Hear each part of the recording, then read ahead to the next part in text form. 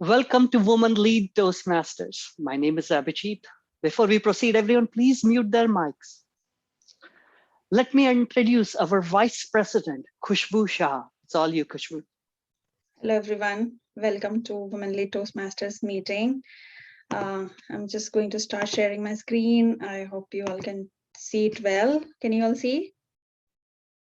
Perfect. So welcome everyone for joining us tonight once again for this another great Women Lead Toastmasters meeting tonight.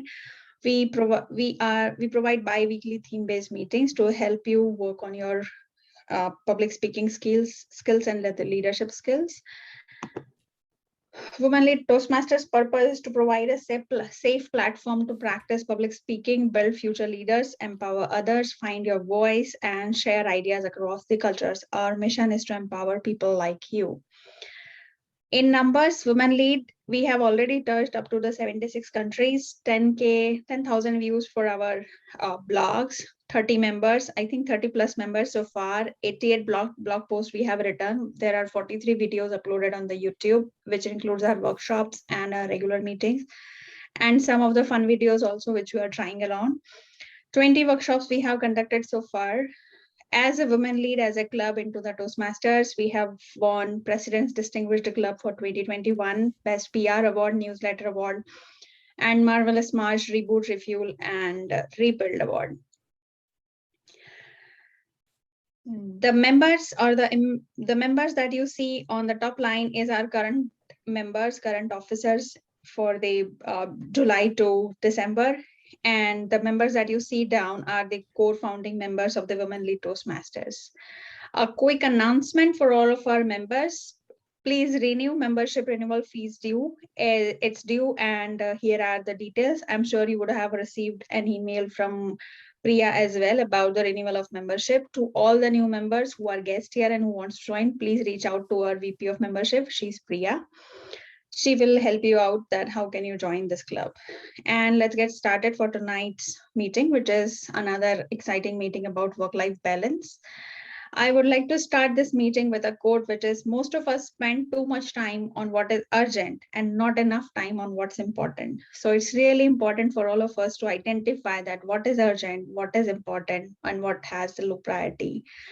With this, I would like to and here is the agenda. This you can download from our webpage as well. It is available on our webpage as well. Here are some of the new blogs which were written recently by our club members, and I think this is the August newsletter which was already out, and I'm sure you would have got chance to go through it. And here is our social presence. We are available on Facebook, Twitter, LinkedIn, and Slack as well. Now we have YouTube presence as well, where we are uploading our videos.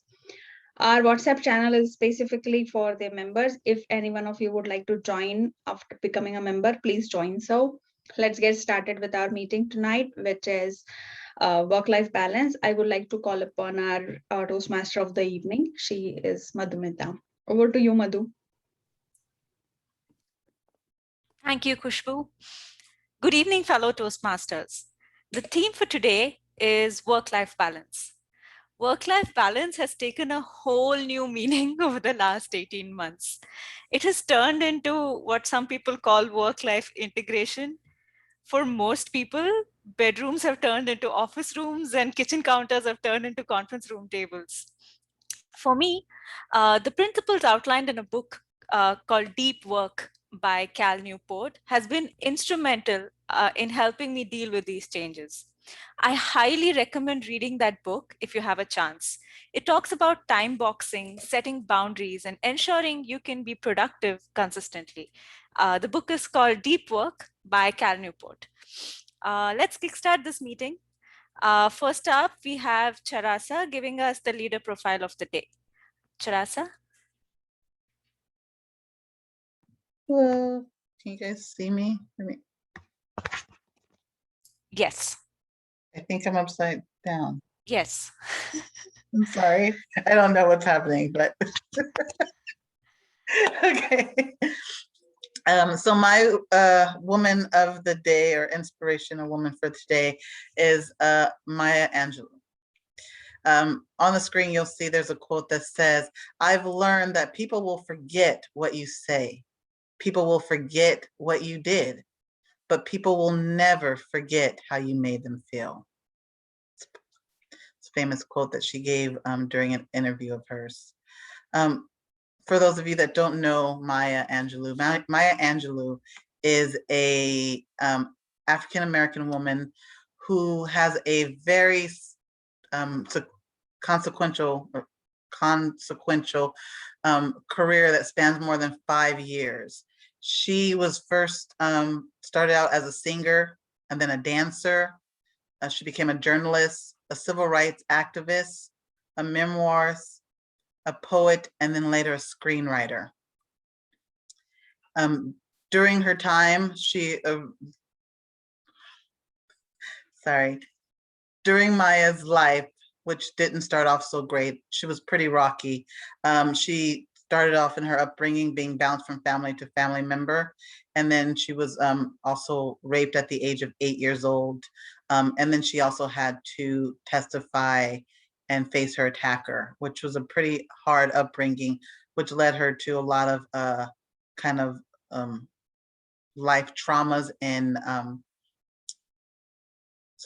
postpartum issues, mental health issues.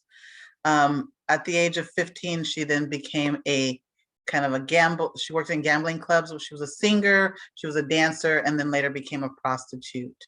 Once that life didn't work out for her, she then moved on and started traveling the world. She eventually moved to Uganda over in South Africa, where she got married and had a son. During that time, she met civil rights activist Malcolm X, and then she decided to come back here to the US, where she became a civil rights activist and supporting both Malcolm X and Martin Luther King Jr. and their civil rights and their political careers. After both of their assassinations, Maya then decided that it was very difficult for her to continue on. So she then got into writing her first book, the first book called I Know Why a Caged Bird Sings, which was a New York bestseller for 2 years, and it's still actually one of the most top-selling books of this time.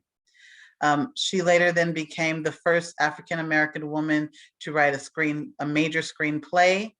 She also then became the first African-American woman to do an inaugurational poem for the US presidential inauguration for Bill Clinton. And she's also received numerous awards for freedom speeches, poems, and just all of her writing. Maya's writing for me, and I give you that background to tell you, her writing for me is very influential because, again, as I said, it's not what you say, but it's what you say makes me feel. When reading her messages, I feel inspired. I feel like it doesn't matter what you did yesterday, what you did tomorrow, what you did an hour from now. The sun's gonna rise. You have another moment, and you can keep going. So, woman inspiration for me this day is Maya Angelou.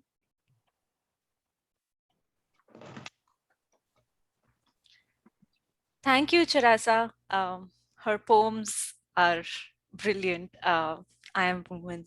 I love that one. Next up, let's introduce the important role bearers for today's meeting. First, let's start with the timer.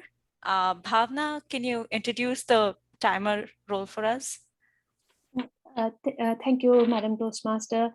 As a timer, I will time the table topic, speeches, and evaluation. I will alert the speaker with the time they have left using green, yellow, and red cards. Table topics, no more than 2 minutes. 1 minute, I'll show green card. 1 minute, 30 seconds, yellow card. 2 minutes, red card. Icebreaker speeches, 4 to 6 minutes in length. At 4 minutes, green card. 5 minutes, yellow card. 6 minutes, red card. The other speeches, 5 to 7 minutes, 5 minutes green card, 6 minutes yellow, and 7 minutes red card.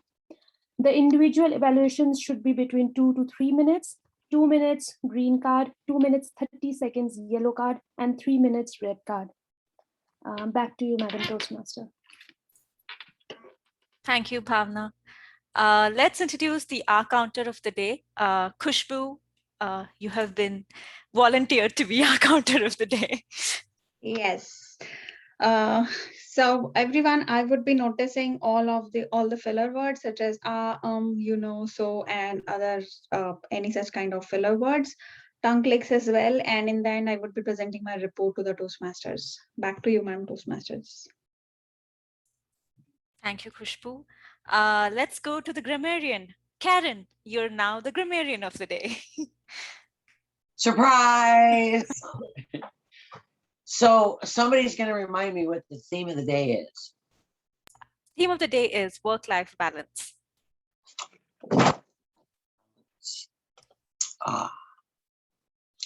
So I'm the grammarian today, and I will be listening to each of your speeches for the proper grammatical use of the English language, which is tricky. And I will be giving you a word of the day as soon as I come up with it.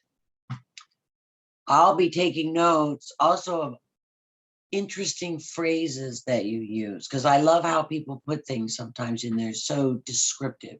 So I'll be listening for those too. So bring out those adjectives, get them warmed up now while we speak. And let's see. Mystery. Our word of the day is going to be mystery, because it's the answer to the question, can you achieve work-life balance? It's a mystery. We haven't quite figured it out. So you will try to use that anytime you speak. You will try to get that word crammed into somewhere in your speech. And I will give you extra credit if you do so. I'll be listening. And back to you. Thank you, Karen. Mystery. That's an interesting word of the day. Let's now introduce the general evaluator. Shobha, can you introduce your role to us?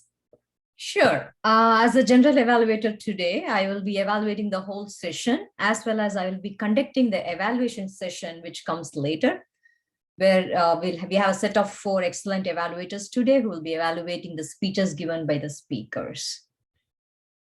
Back to you, Madhumita. Thank you, Shobha.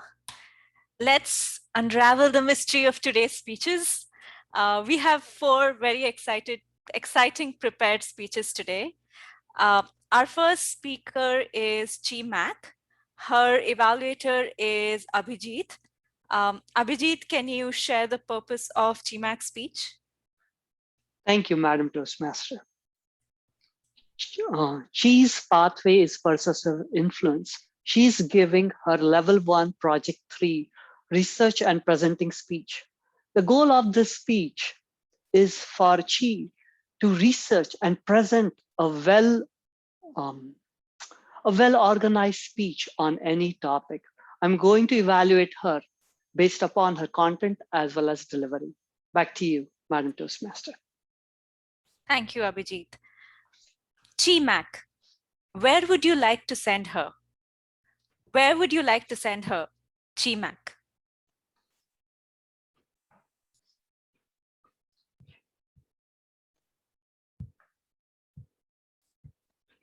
Imagine your grandma slipping on that last step of the stairs. Before you know it, you see her on the ground with tears rolling from her eyes and her right hand tightly holding her hips. As you rush to her, you yell at someone to call 911. Later, in the hospital, you pace back and forth in the waiting room for long hours until the surgeon comes out and say, "We fixed her bones, but that hip will take a few months to heal. Older people's bones take much longer to heal." She will need extra support during this time period. Where would you like to send her? As you catch your breath to hear this good news, you begin to relax a bit. She's going to be okay. But you recall the surgeon question, where would you like to send her? Your head starts pounding as you ponder, what options do I have? You sit at your grandma's side over the next few days, holding her hand and offering her comfort. But the entire time, that little annoying voice in your head keeps saying, what are you going to do? You better choose carefully, otherwise she might not recover. This is a typical story that I often see from older adults who suffer a bone fracture after a fall. Today, I'm going to talk about the different options that you can consider if older family members ever experience this. As you watch your grandma slowly recover in the hospital, the doctor and nurse keep nagging you every day with the same questions. Where do you want to send her? We need to start the paperwork now and make plans to move her out. You barely had time to recover from the shock of her fall. And they are pushing you to make these important decisions. Obviously, they desperately want her hospital bed. These questions bring back that nasty inner voice again. It says, just send her to a nursing home.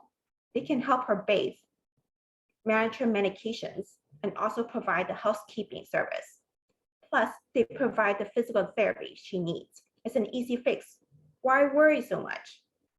On the other side, your good voice asks you, doesn't she need more physical therapy in order for her bones to heal?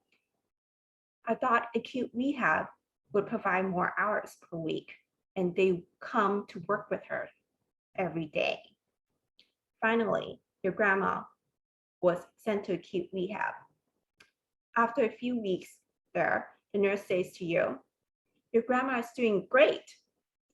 She can be discharged home at the end of this week. However, she still needs a lot of help to fully recover. As you take a deep breath as you heard about it, sorry. Your heart starts pounding again as you realize your grandma is being kicked out again. As you take a deep breath to slow down your heart rate, you ask yourself, how about home health care? You heard about it before, but you don't know much about it. After some research, you found they provide physical therapy in your own home for a few days a week. A nurse aide also comes to help you with the bathing and the dressing. Your grandma finally recovered. However, 9 months later, a similar accident happened again. Now your head and heart start pounding, your eyes full of tears as you wait for the surgeon results. Your nasty inner ear voice keeps saying, she's not going to make it this time. Finally, your surgeon comes out and says, she made it through surgery, but this time she would need a lot more time and support to recover. Where would you like to send her after rehab? You stop crying when you realize she survived. However, your head keeps hurting as you consider your options. You ask yourself, does she need to go into nursing home or assisted living? That choice becomes very clear after rehab, when she no longer needs medical care, but still a lot of personal care. After a few months in the assisted living, you receive an unexpected phone call from the nurse manager. Your grandma does not seem like herself lately. She's been pushing other residents. Some of the assistants hear her talking to someone in her room, but there's no one there. Where would you like to send her to so she can get more medical care? Tears roll down your cheeks as you hear this bad news, but you realize your grandma now needs 24 hours medical care from a nursing home. These are some of the things that I consider when an older family member has an accident like this. Remember, you have options. Now you just need to match your particular needs to those options that are available in your area. Thank you. Back to you, Toastmaster. Thank you, Chi. Thank you for sharing that with us. It's a touching story. Okay, the next speaker for the day is Sujin Kim.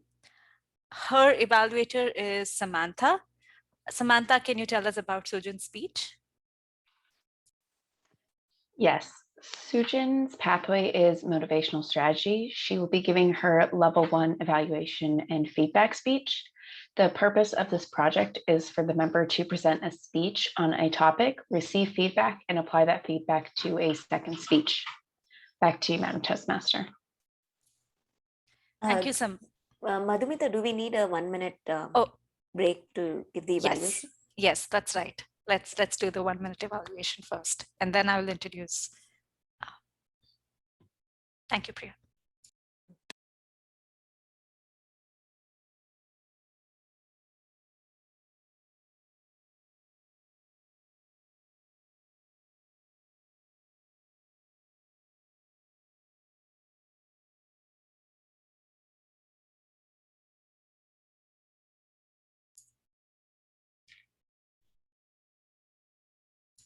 The evaluation form is in the chat.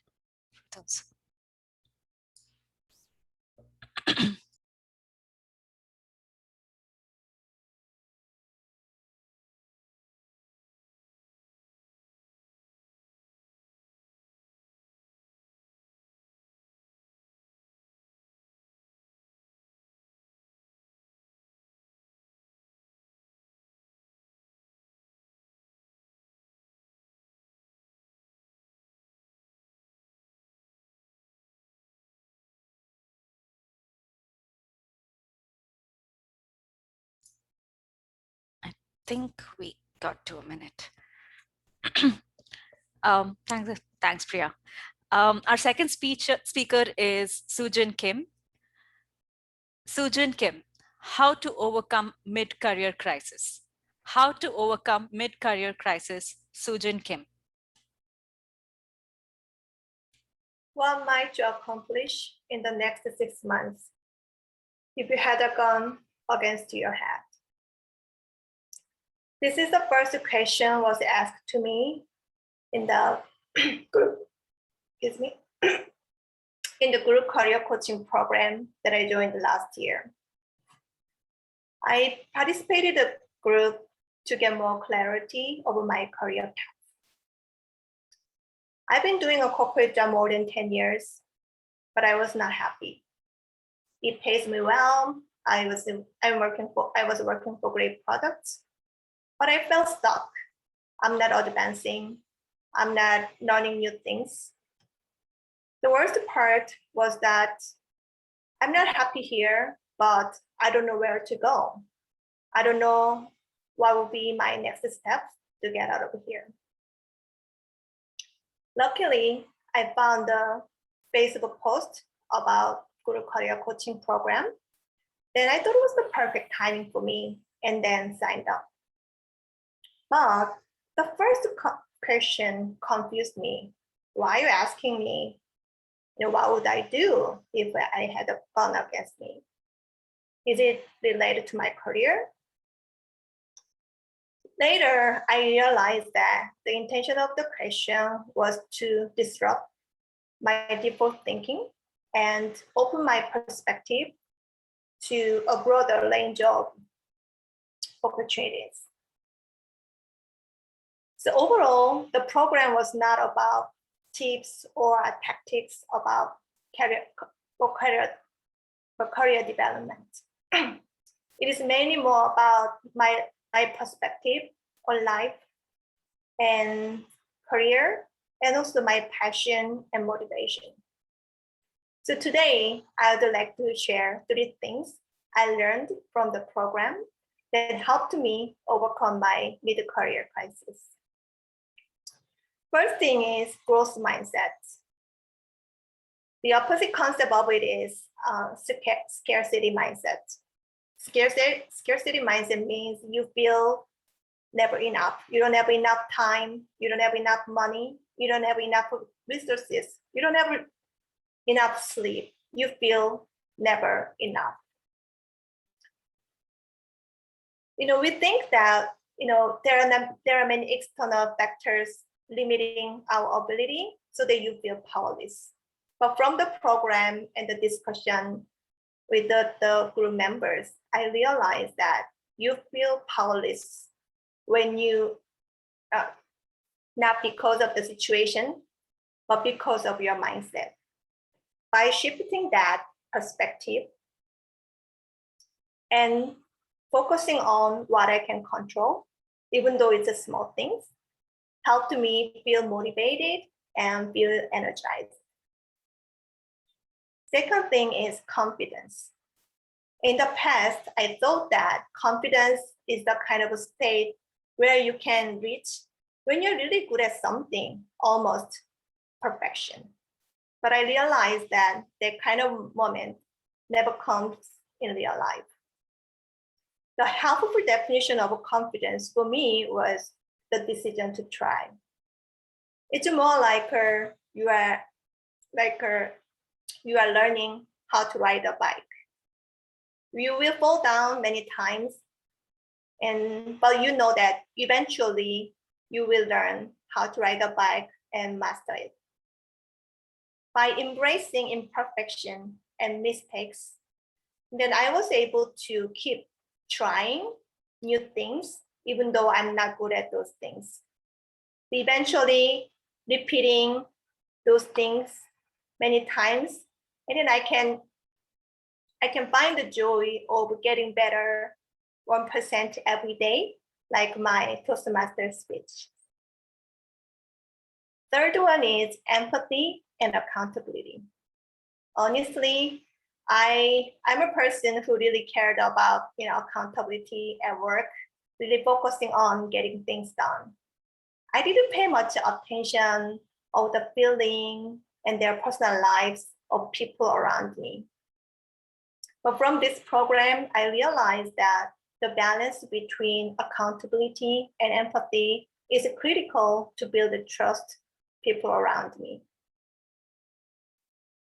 With that recognition, I started to feel more interested in people around me. What's their passion, what's their interest, what's their story, how they get here. So with that approach, I enjoyed the conversation with my colleagues more, and then I enjoyed my work life better.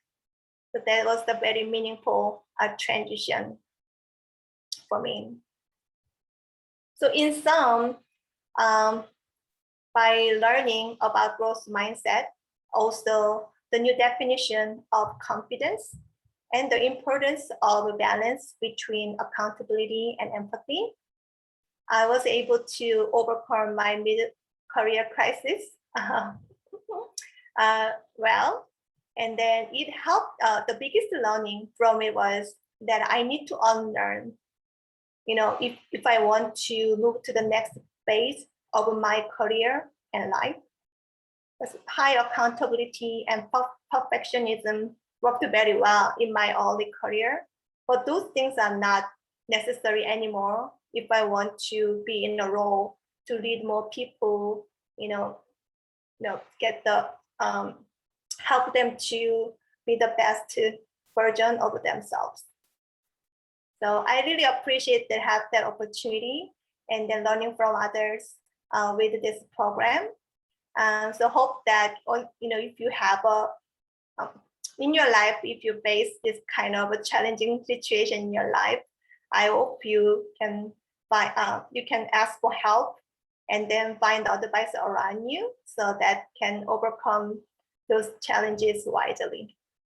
Thank you. Back to Madam Toastmaster. Thank you, Sujin. I love the how-to kind of speeches because I feel like there is so much to learn, and I already have a quick tip that I can use when I will deal with that situation. Let's take a minute. Timer, please give us a minute to give Sujin some feedback.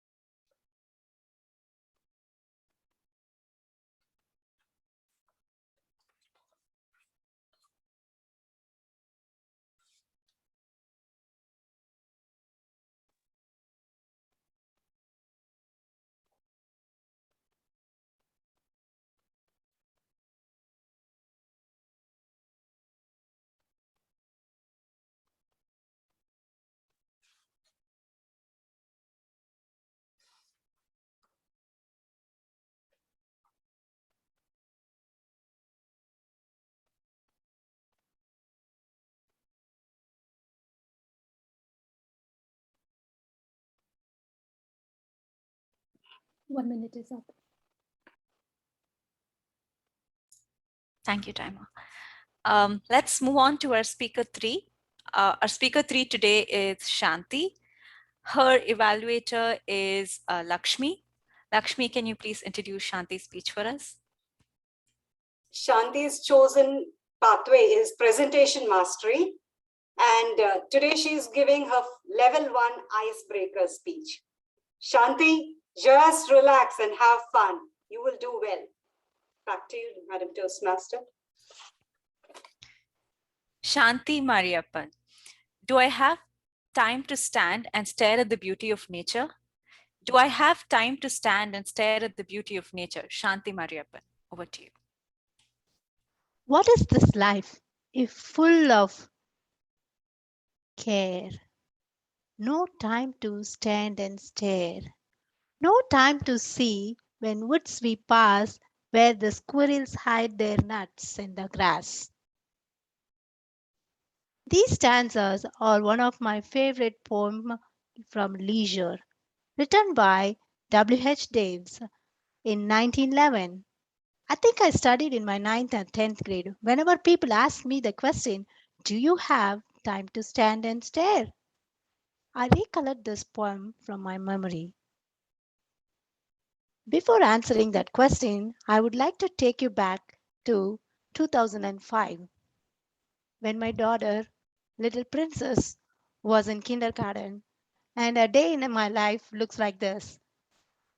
Wake up before the sun comes out, 5:30 a.m., prepare breakfast, pack the lunches, and then get ready out of the house for work at 7 a.m.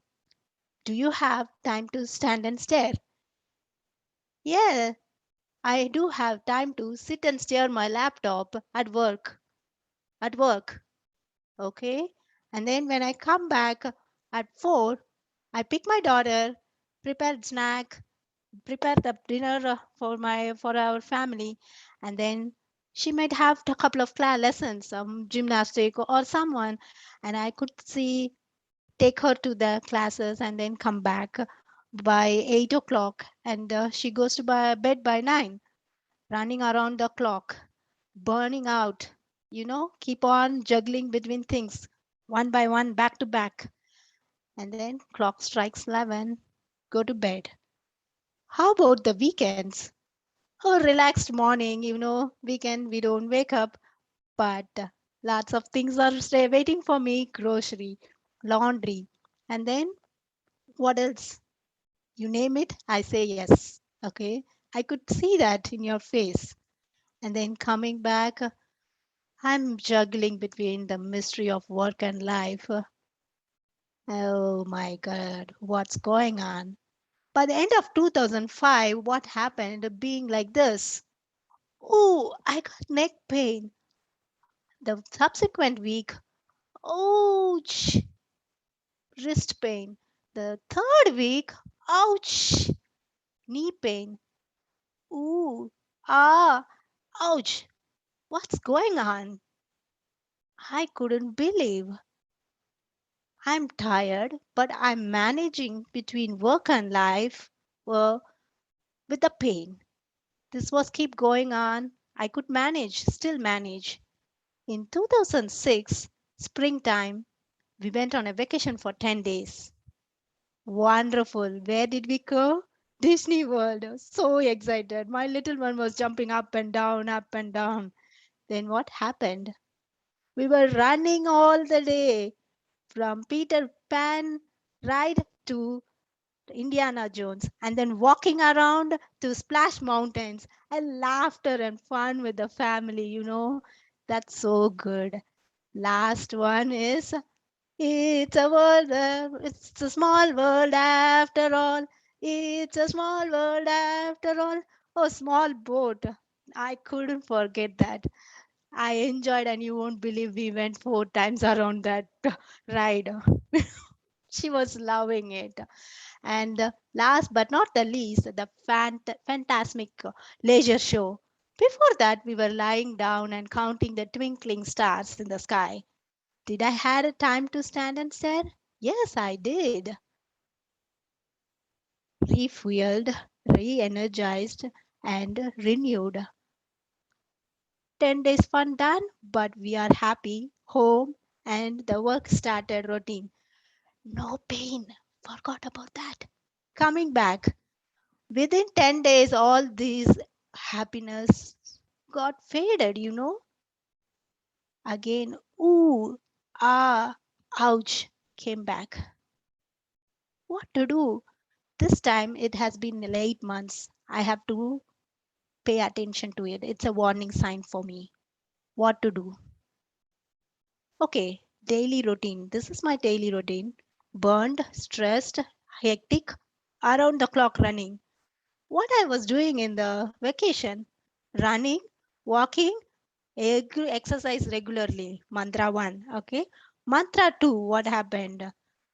Relaxed, fun time with kid, and then family time, laughter, and enjoying. The third mantra incorporated into my daily routine. Did I had a fun time and to stand and stare at the beauty of the nature? Yes, I did. Coming back to 2012, it was a journey. Not 2012, sorry, 2021. Last week, my husband and I did a half marathon, admiring the beauty of nature, and started with small exercise, started like climbing up the stairs, and then stretching in between meetings, drinking some water in the between meetings, and then now I'm able to run and then enjoy the nature as well. I saw the birds flying, feathers are as white as snow with a yellow beak, lemon yellow beak. Wow, so beautiful. And silver line lakes were floating on. And last but not the least, I saw the squirrels hiding their nuts, maybe on the top of the tree. Next time I'll climb up the tree and then look up for the nuts on there. Back to you, Toastmaster. I'm here to stand and stare and enjoy the nature. Thank you, Shanti. Let's give Shanti a big standing ovation for her amazing icebreaker speech. Thank you. Let's take a minute to evaluate Shanti's speech.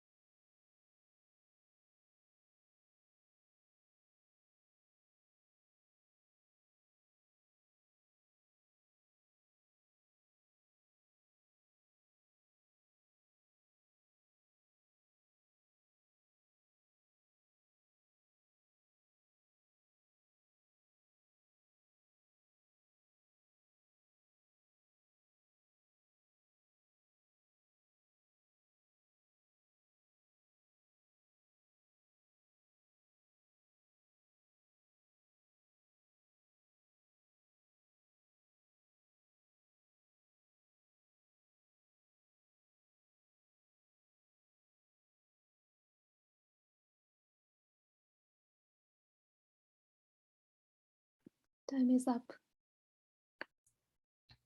Thank you, Bhavna. Let's go on to our speaker 4. Our speaker 4 is our very own Priya Shastri. Her evaluator is Lakshmi. Lakshmi, can you introduce Priya's speech for us?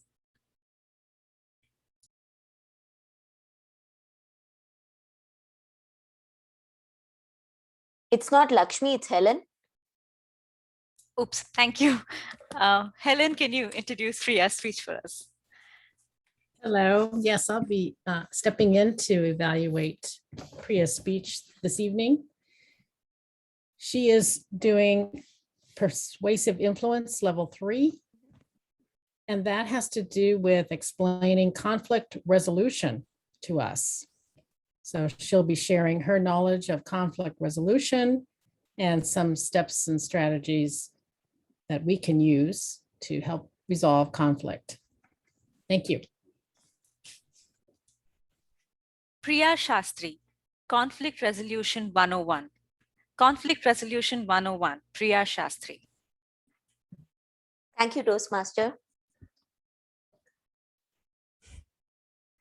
Conflict exists in every relationship. We have to deal with it, like it or not. How many of us have felt the pressure of work-life balance because of conflict?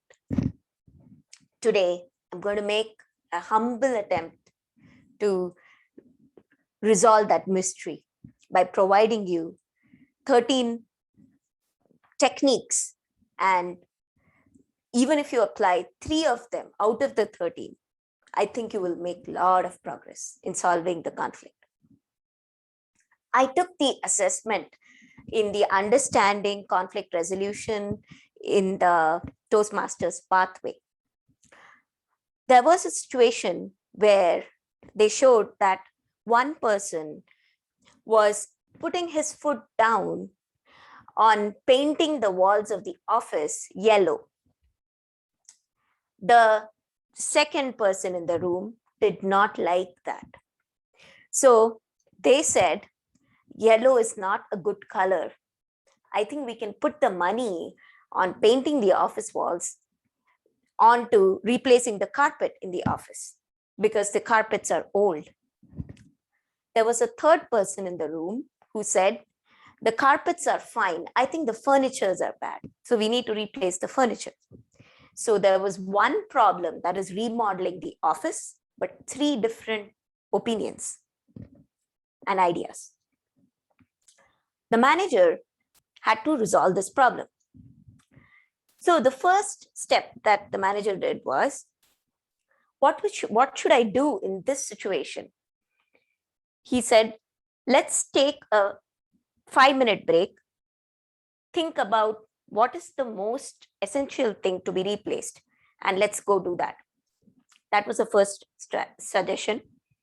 So take some time off and think about it.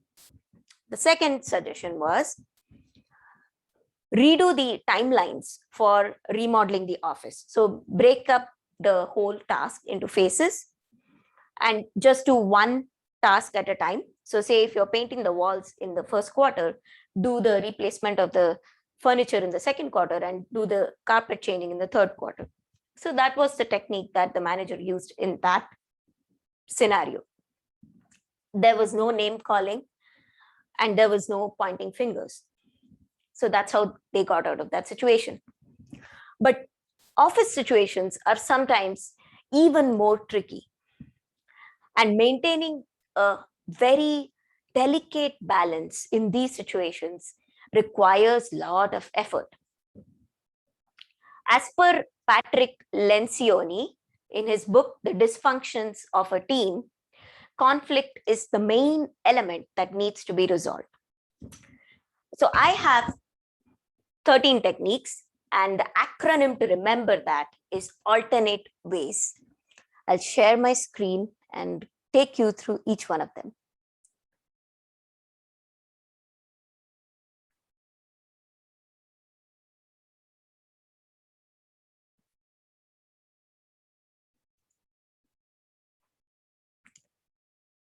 So the acronym alternate ways has A for avoid the blame game. Do not blame others for the existing problem. L for seeking to achieve a level ground. You want to make sure that everybody understands what the current priorities are and go solve the problem based on that. Tame your emotions. I think it's one of the most important things, because name calling, pointing fingers happens because your emotions are out of control.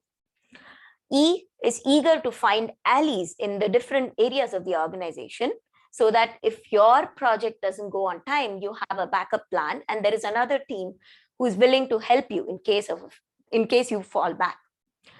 R, avoid any resentments. Do not hold feelings of resentment when you're trying to resolve this problem. N, never badmouth others. So do not bring name calling to in front of a group. A, is active listening, another important technique. Listen actively and paraphrase. So if the person having a problem is stating his problem, be genuine and accept that as a problem. Trust and respect. Again, trust the other person's opinion and feelings. Erase the conflict. So erase your own ego over being right. So accept the different points of views. Ways, do not take any feedback personally. There are several ways that we can accept feedback and take it with a positive spin. Pay attention to non-verbal cues. So there are a lot of non-verbal cues. You can say, I'm sorry, but you can roll your eyes. You can make the other person feel guilty. So pay attention to non-verbal cues. Say yes to the present. Do not bring episodes from past projects into the current situation. And finally, compromise and say sorry. Saying sorry with a tinge of humor can set the stage right for a new beginning and resolving your conflict. So remember alternate ways.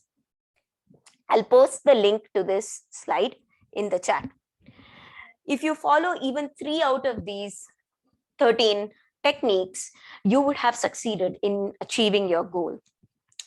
So conflict is the stage, but the action happens only if people participate. So if you choose to not participate in the conflict, but speak up when called upon, you can reduce the intensity of the conflict. So always use these techniques, and I hope I get to hear some real life episodes of how conflicts were resolved. You can use this in your day-to-day relationships as well. So back to you, Toastmaster. Thank you, Priya. I will remember to find alternate ways during conflict.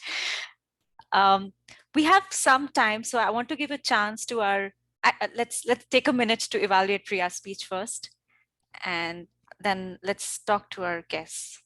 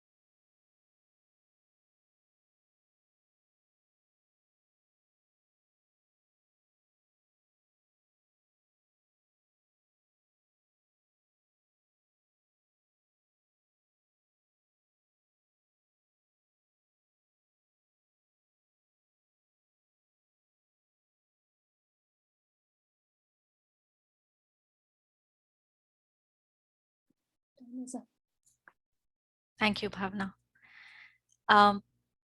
Angela, I see you've joined our meeting today as a guest. Can you tell us how you found out about us and how you're liking it so far?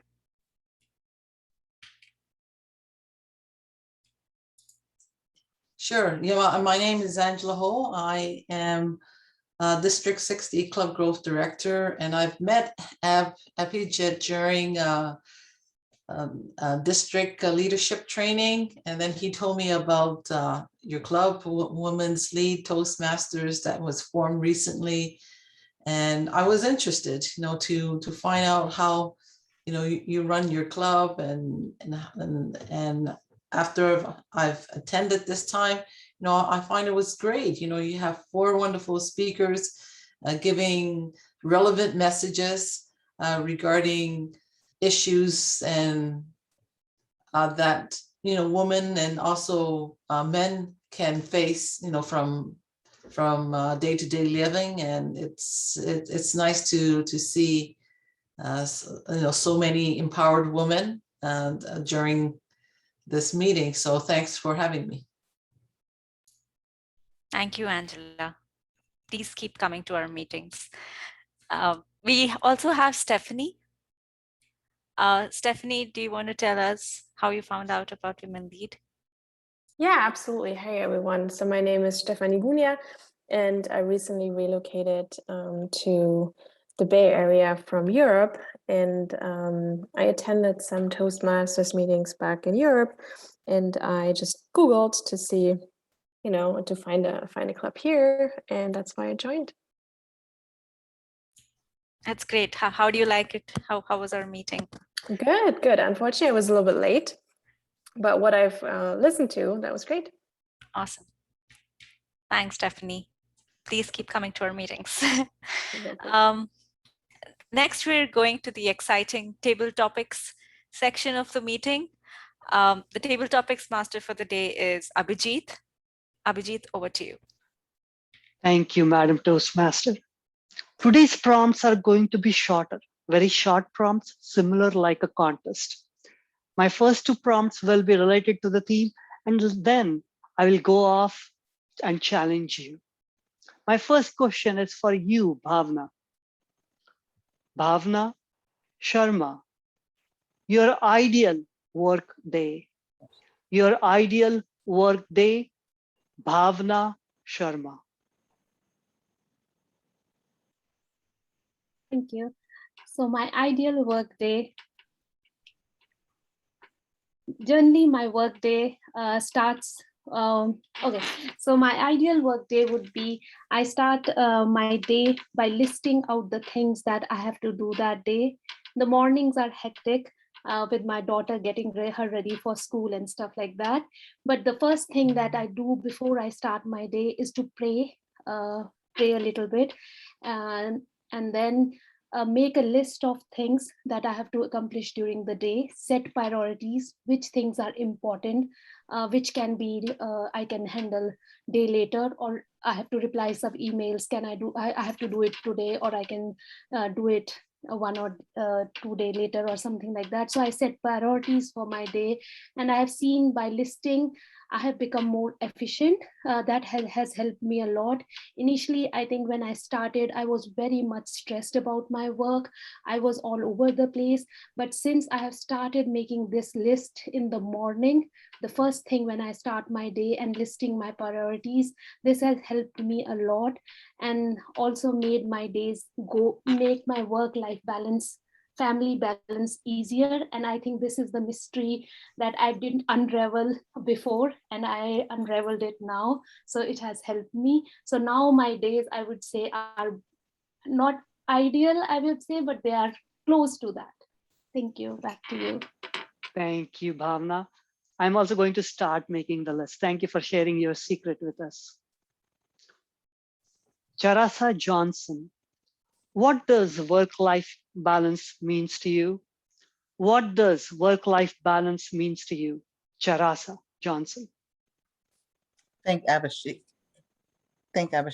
So work-life balance means to me being able to maintain my priorities and meet my goals and responsibilities that's set as an individual, but then also being able to enjoy life, have fun, watch the sunset, drink a glass of wine, enjoy the important things in life and the small moments.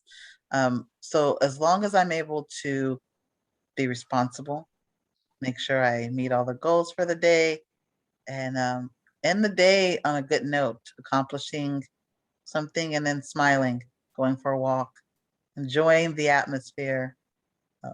That's a work-life balance for me. Thank you, Charasa. I agree with you. Watching that sunset or going for that walk, we can connect with ourselves and have a good work-life balance.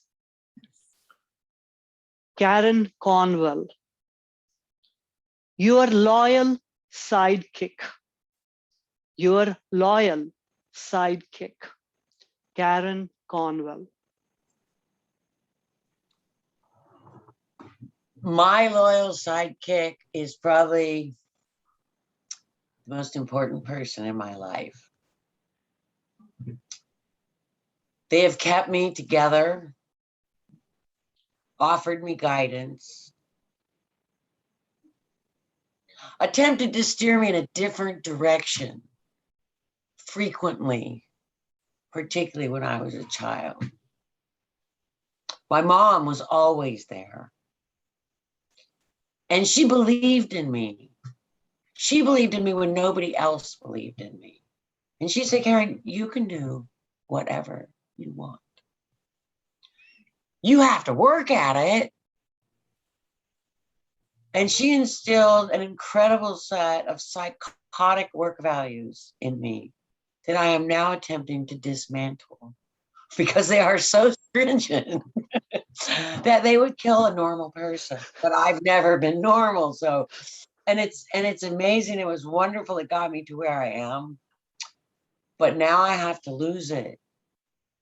And I noticed Abhijit had us on his Wisdom 2.0 t-shirt, which I now have to get. But I did sign up for that conference already. Because, you know, even though my mom has always been that perfect sidekick, you know, sometimes you need to break out of that shell and keep going. And I think Wisdom 2.0, I went to the virtual conference, their last big one. And it was so fabulous. I said, I'm going to buy the ticket to the in-place when I'm going to buy it. The first day the email comes out when it's got its, you know, cheapest price. And I'm just going to do it and not screw around, because once I said I'm going to do it, and by the time I got there, they were sold out. Anyway, so yeah, my sidekick, apparently my sidekick might be expanding and changing, but you know, that voice of your mother is always there. Thank you. Thank you, Karen. Karen, I can take you as a volunteer to the conference. I've volunteered for 2 times there. So if you don't get a ticket, let me know. I'll get you as a volunteer. Angela Ho, your most satisfying failure.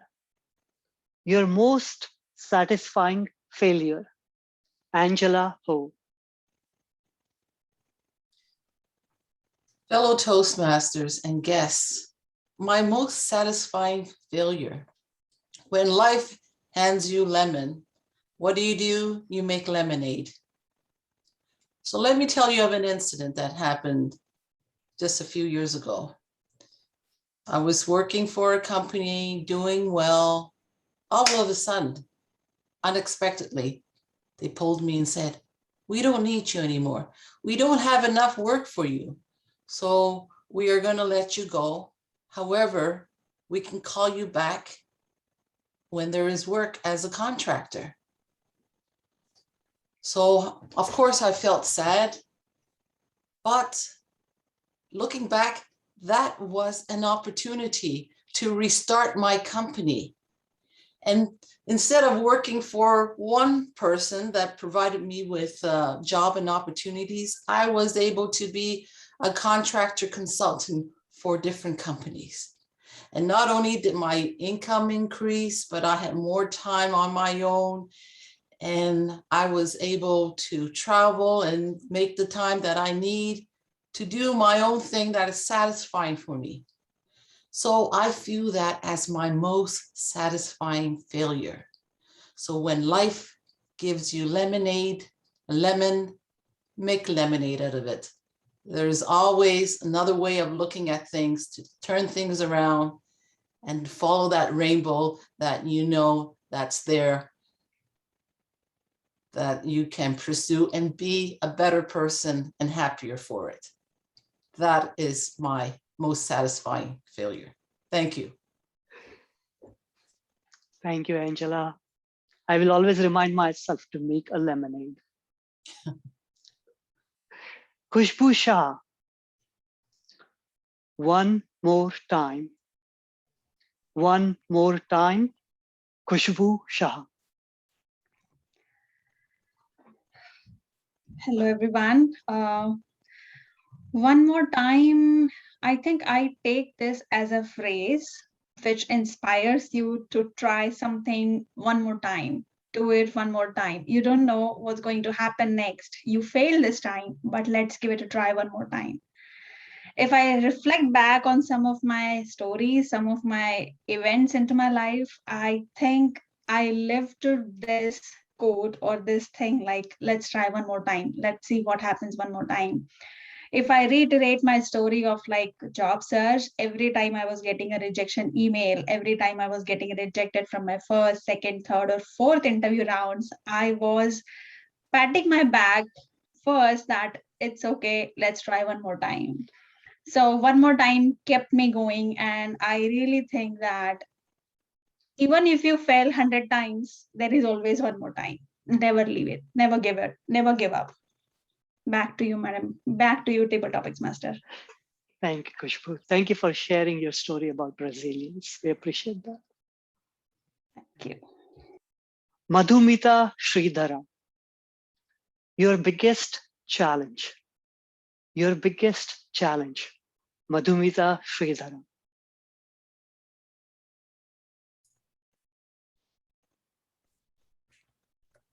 Thank you, Abhijit.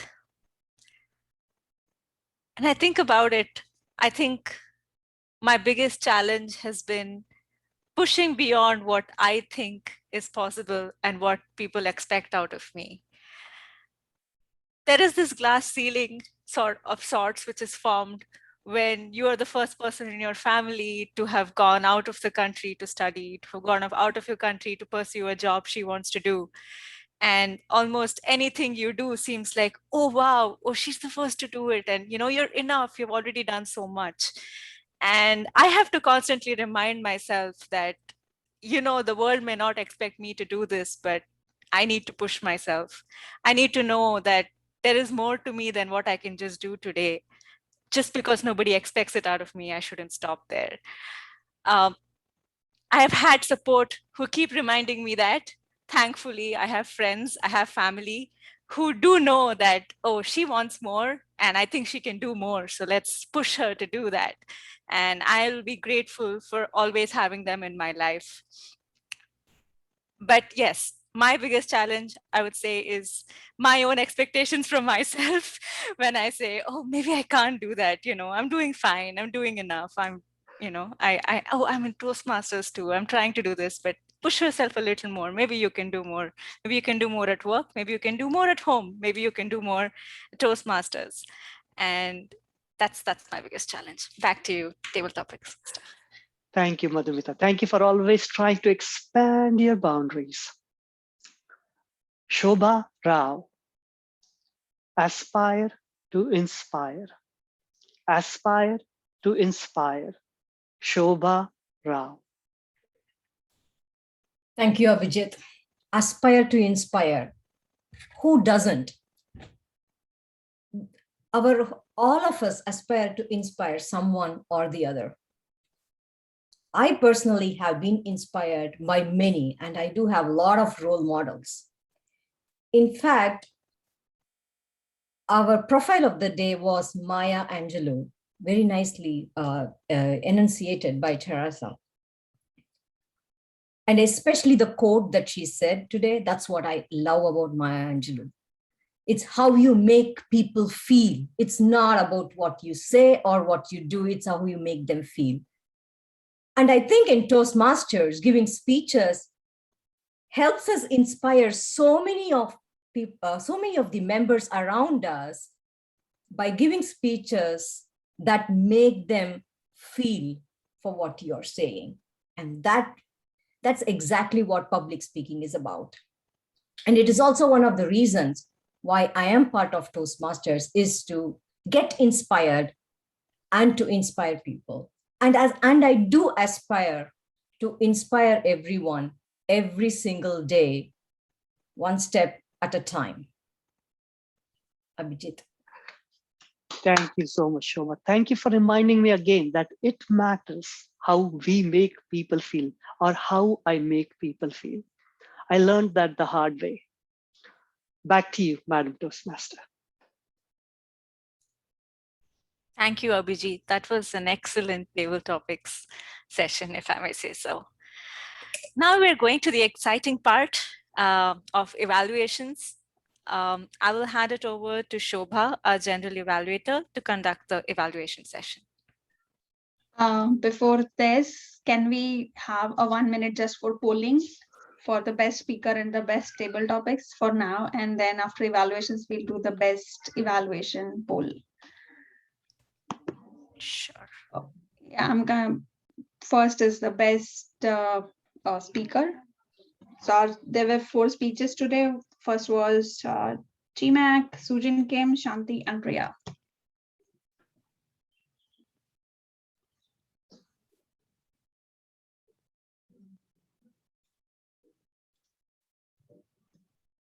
I think everybody's done polling.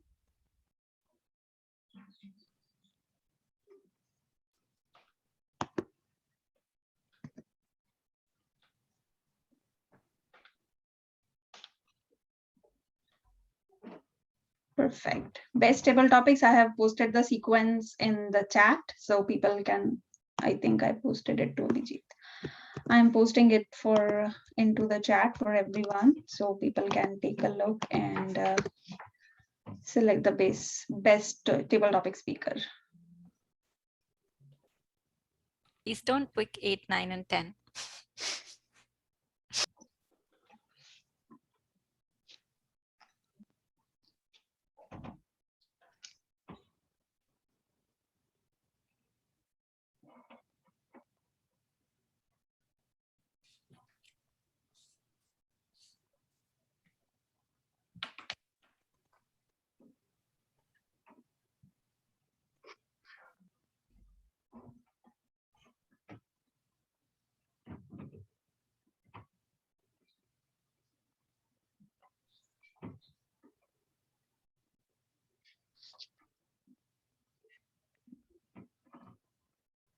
I think polling is done.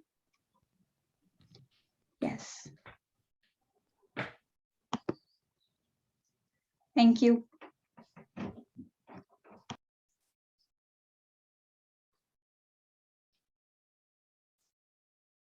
Oh, is it my session? Shall I start, Madhumita? Okay. Yes. Cool. Yes. Thank you. Sorry about that. Yeah. No worries. So we had the first session, which was all about speeches. And in the second session, it's all about evaluations, as we know. It is very tough to get evaluated without the feeling of being judged. It's not easy. So to give an evaluation where you ensure that you don't hurt the self-esteem of the speaker and give a very valuable feedback, which has both positive and improvements, is what Toastmasters teaches us with the evaluation process.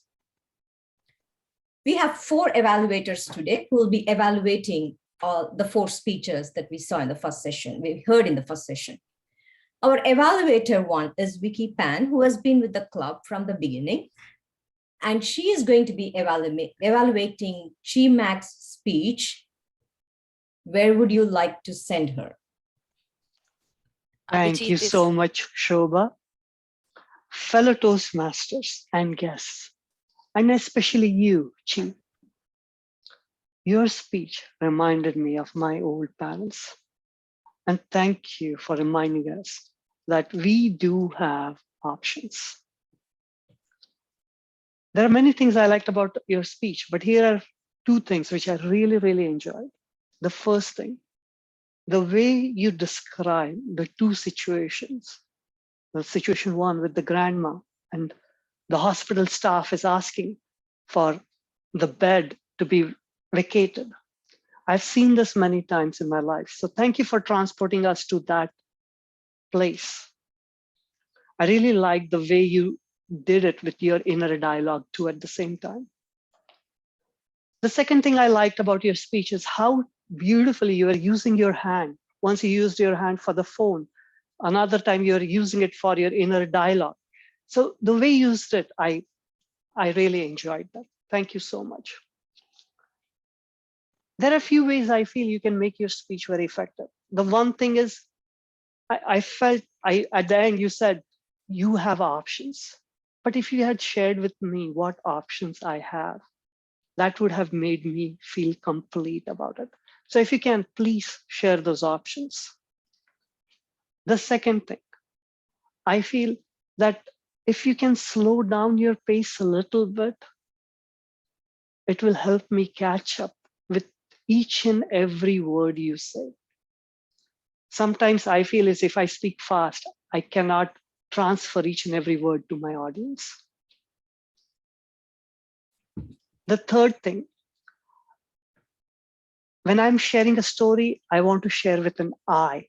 If I have it I instead of you, that I becomes more powerful because I am going to be with you at that moment. So if you can use it in a more active voice, I, that will make your speech very effective.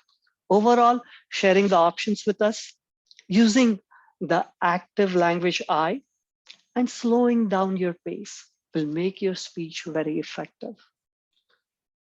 The things which I really enjoyed is how well you used your hand. And another thing, the way you described the two situations in the hospital. And I will always remember that I have options. Back to you, Madam General Evaluator. Thank you, Vicky. Wonder what happened to you? Why did you change all of a sudden? But that's okay. We'll go with that. Thanks, Abhijit. Our evaluator number 2 is Samantha, and she will be evaluating Sujin's speech on how she overcame her mid-career crisis. Samantha, the floor is yours. Thank you. Sujin, you gave a wonderful and informative speech.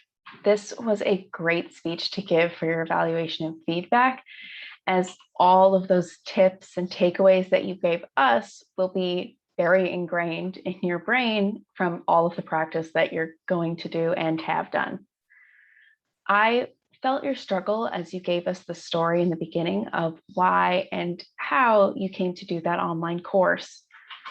I liked that you gave us the story before you started and started to talk about your tips and takeaways, as it pulled us in and gave us an emotional investment in your story. Plus, you gave an overview of what you were going to talk about after that story, so props, very good. Your hand gestures were good, but I would encourage you to just take a step back and really use the whole space you have. Let's see more of the upper body so we can see more of the movements. You spoke very clearly. Even when you had to say a word or phrase a bit slower, you pronounced it right and clear. I think the only issue I had that I heard was with Zoom, and that could have been due to my slow internet. You had a little hiccup in the beginning, so I would just recommend maybe popping in a cough drop before you talk. Just make sure you take it out before your speech, or having some water nearby just in case. I know we all get dry mouth right before we talk because it's very scary. Lastly, I really enjoyed that you gave us the takeaways from each tip. I've said that before, but it just really makes your whole speech personal. It tells us how you felt about those things or how you implemented those tips that you got. And again, props that you gave an overview at the end of your speech to remind us of what you had told and taught us. Overall, you gave a great and informative speech, and I loved the personal touches that you gave on it. Back to you. Thank you, Samantha. Our third speaker today was Shanti, who was giving her icebreaker, which is always an adventure and fun to listen to.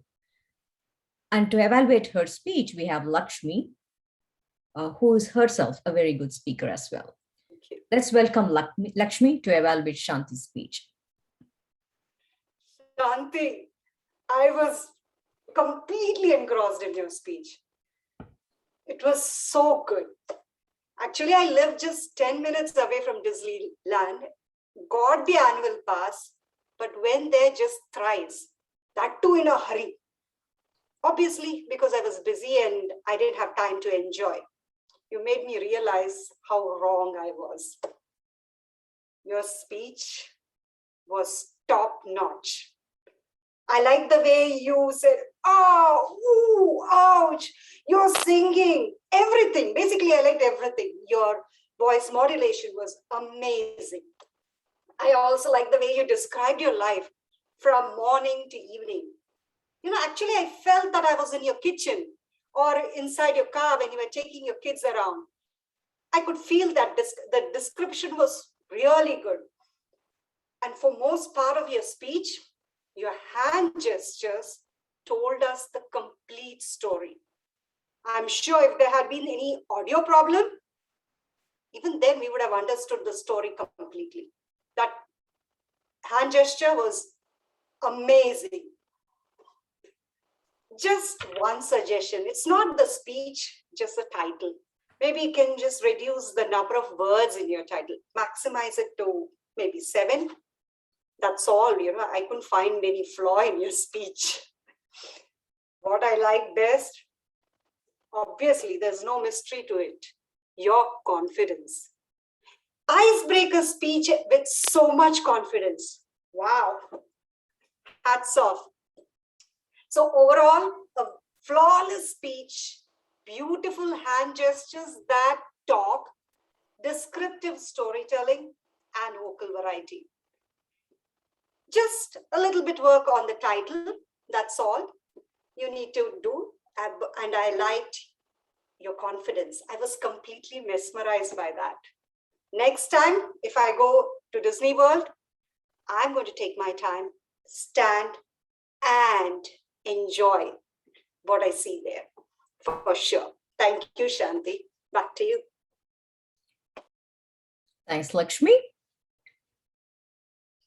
Our fourth speaker was Priya Shastri, who spoke about conflict resolution. And evaluating Priya's speech would be Helen. Helen, the floor is yours. You're muted. Oh, hello, Priya, and thank you for a great speech with some details that we can all take to heart and use. In your level 3 at Persuasive Influence, this project was all about conflict resolution.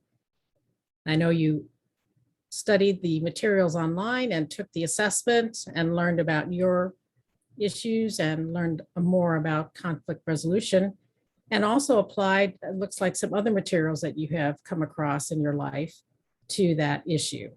And then you took the time to share and summarize all of that for us this evening. So thank you for that. It is a big topic and it's hard to cover in 5 to 7 minutes. So I realized that it was difficult for you to compress everything that you wanted to tell us in that short amount of time. I feel that the initial description of the office conflict didn't quite understand how that then applied to your techniques that you taught us at the end. I would perhaps flip the scenario, talk about the techniques first, and then use an example that would use the 3 techniques that you thought of those 13 were the most helpful for us.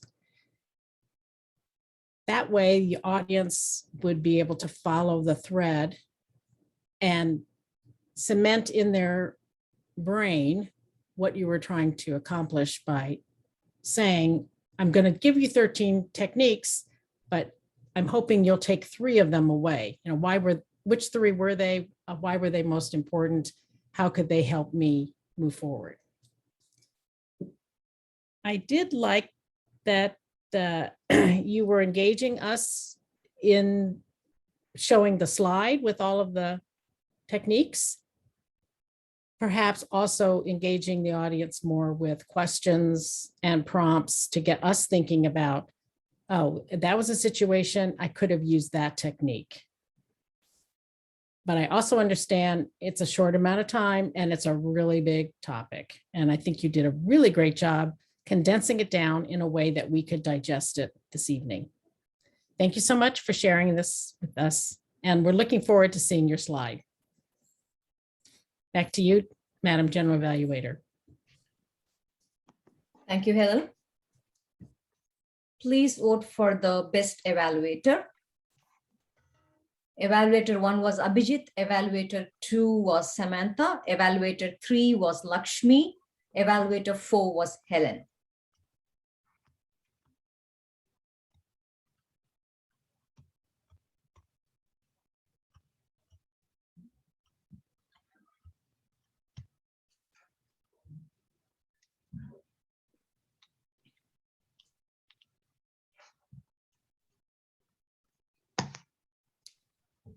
Thank you. Okay, thank you. I'm going to, okay, the poll is done.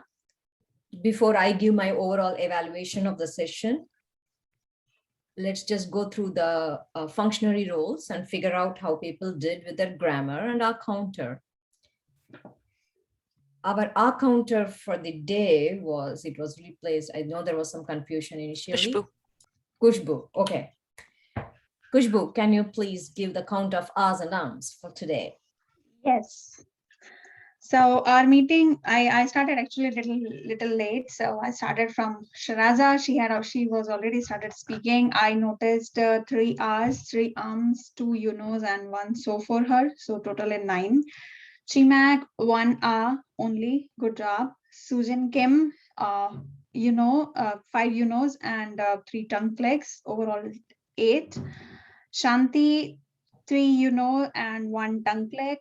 Overall 4. Priya, 3 R's, 2 2 so, and overall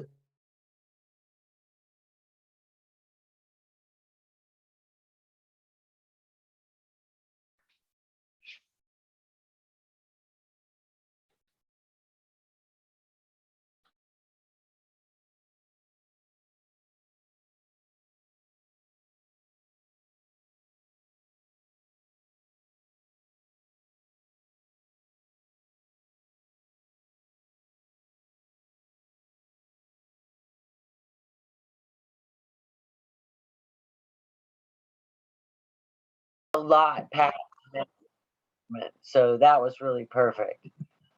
And then Shanti, I only caught one grammatical error. And you said stop and stare at the nature. And it's stop and stare at nature. So you would leave the article, the out of that. Priya, I caught one for you. You said, do not bring name calling.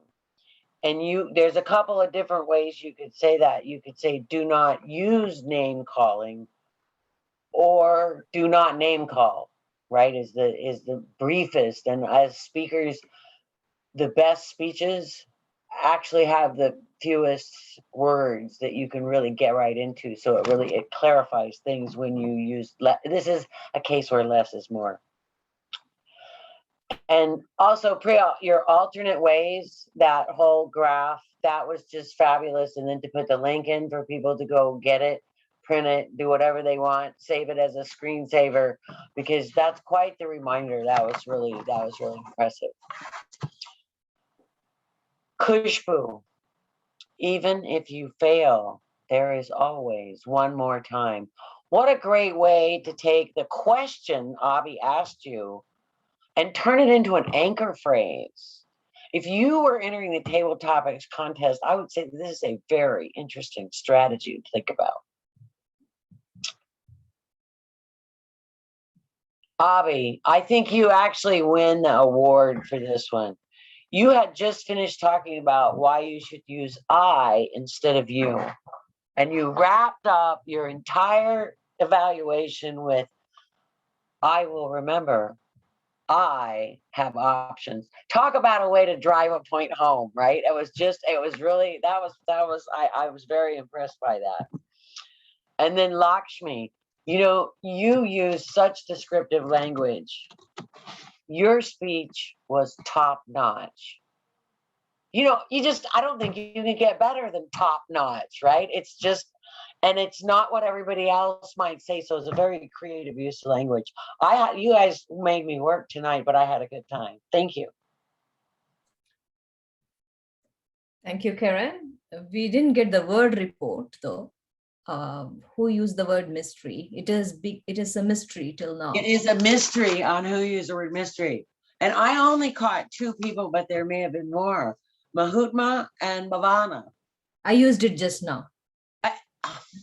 Now after the report, I will have to talk about that. But I'll give you credit. And Lakshmi, I think you did use it, right? Priya used it in her speech as well. Okay, so now I get the Karen's Attention Award. Okay.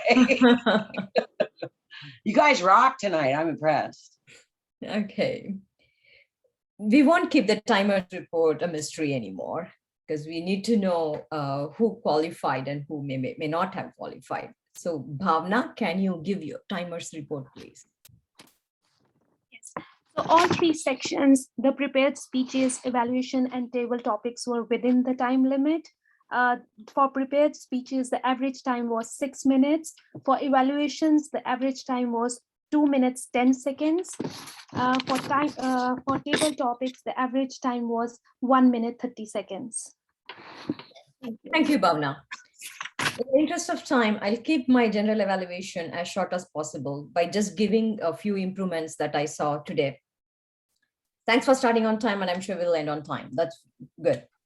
Now, when we are introducing the speeches, the evaluators, it would be good if you read the purpose of the speech, which is there in the evaluation form, because those are the objectives of the speech, and it helps everyone to know, okay, this is what they are trying to deliver today. And number 2 was the polling. If you say speaker 1 up to speaker 10 in table topics, I don't think people are going to remember who was speaker 2 and speaker 3. So please put the names next time instead of just saying speaker 1 and speaker 2. Even for speeches, evaluators, everybody just have the names there instead of speaker 1. And I think those were the 2 main things I wanted to convey. And one more, third one would be, it would be good to get the timers report after the speeches are done, so that you know if somebody is qualified or not. If somebody gets disqualified, we can remove them from the polling list. As same for the evaluations and the table topics, because this way the speakers know that they have to be within the limit, and it helps them get used to it. But other than that, I enjoy attending our club meetings. Anyway, it's always a pleasure to listen to all you ladies and Abhijit, who turned into Vicky today for some reason, but that's okay. It is fun, and I enjoyed the session, and hopefully I gave enough feedback and which we can implement. Thanks for having me, and I'm happy to have attended today. Madhumita. I think I'll hand it over to Khushbu without. Oh, yes. You're not giving the awards? Khushbu is, Yes. I think. We are going to give. Thank you everyone for the wonderful meeting tonight. And with that, I would like to end it with a quote. There is no such thing as work-life balance. It is all life. The balance has to be within you, which I think is a very powerful quote from the Sadhguru. Best speakers of, okay, it's now going to pop up automatically. It's Shanti Mariappan. The vote for the evening goes to her. The best table topic goes to Angela Ho. So welcome, Angela. I am sure you found another reason to come to our next meeting and win the award. So please come for the next meeting. And the best evaluator of the night goes to Abhijit, which I think every one of us loved him, the way he gave. But I, in fact, like all the other evaluations as well, because I think all the evaluations were really tough, but the evaluators did a really good job. And again, just a reminder about the membership renewal or to subscribe for this club, please reach out to our VP of membership. She's Priya. And August newsletter, just reminding again. And there is one more interesting event which is coming on, and this is on August 31st. This is in association with the District 101. And I and Renee are going to conduct this event on behalf. District is going to conduct this, and I and Renee are going to be speaker into this event. So I hope to see few of members from our club into that meeting. And with that, I would like to adjourn the meeting officially. And if there are any guest feedback, I and any of the officers can stay in the back.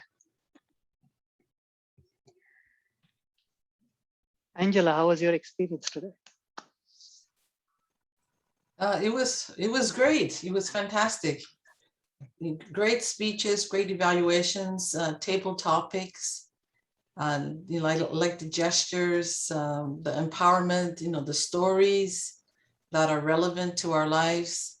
So it's this is a great group. So it's a powerful. So thanks for having me.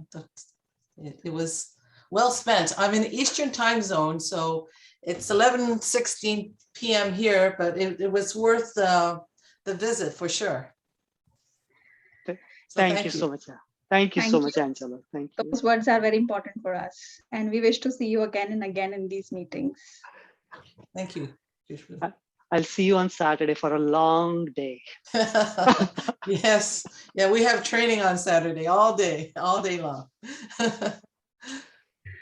I want to announce the table topics contest next Wednesday is our table topics contest. So I'm going to send out an email asking people who wants to participate. So please let me know. So Abhijit, who is the contest chair? I'm the Toastmaster. You are the chief judge. That way.